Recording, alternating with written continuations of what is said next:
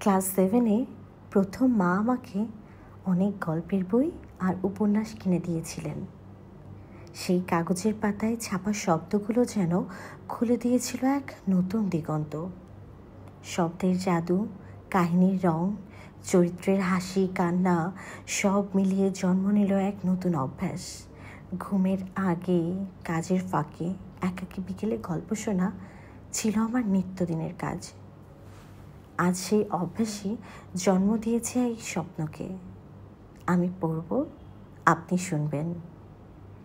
এভাবেই শুরু হচ্ছে শ্রুতি আলাপন, শব্দ আর অনুভূতির এক অনন্ত যাত্রা। আজ আমি পড়ে শোনাব আমার জীবনে পড়া প্রথম উপন্যাস, রূপা, হুমায়ুন আহমেদের লেখা। শুরু করছি আমার উপন্যাসের প্রথম পর্ব। আপনার নাম রূপা? রূপা জবাব দিল না। একটু আগে সে একবার বলেছে তার নাম রূপা, দ্বিতীয়বার আবার নাম জানতে চাওয়া কেন? কিছু কিছু মানুষ আছে একই প্রশ্ন কয়েকবার করতে ভালোবাসে।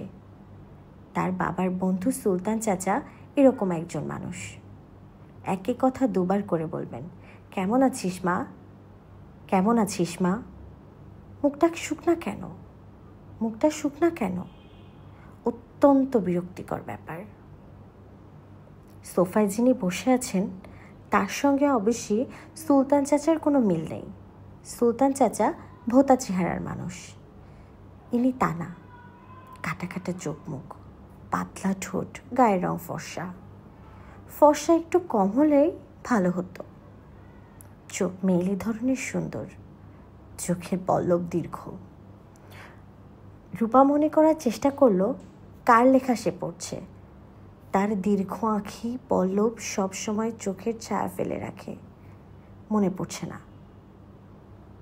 রূপা বলল, আপনি কি চা খাবেন? খাবো। চায়ে চিনি খান? চিনি কেন খাবো না? রূপা বলল, অনেকেই চায়ে চিনি খায় না, এই জন্যেই জিজ্ঞেস করছি। ভুল হয়ে থাকলে ক্ষমা করবেন। তুমি কি আমার কথায় বিরক্ত হচ্ছ? রূপা তাকিয়ে রইল। তাকে লোকটা তুমি তুমি করে বলা শুরু করেছে কেন? 5 মিনিটের মাথায় আপনি থেকে তুমি? চোখে আঙুল দিয়ে ব্যাপারটা কি বুঝিয়ে দেওয়া যায় না? ভদ্রভাবে কাজটা কিভাবে করা যায়? রূপা যদি বলে, না তোর কথায় আমি বিরক্ত হইনি, তুই চুপ করে বসে থাক, আমি তোর জন্য চা বানিয়ে আনছি, তাহলে সে বুঝবে। ইচ্ছা থাকলেও এ ধরনের কথা বলা সম্ভব না। রূপা রান্নাঘরের দিকে গেল।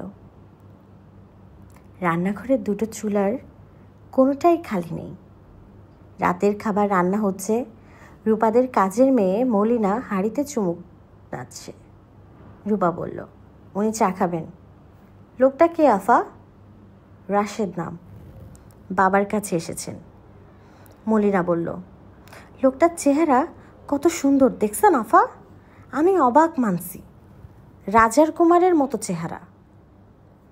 রূপা বলল, রাজার কুমার হলেই চেহারা সুন্দর হয় নাকি?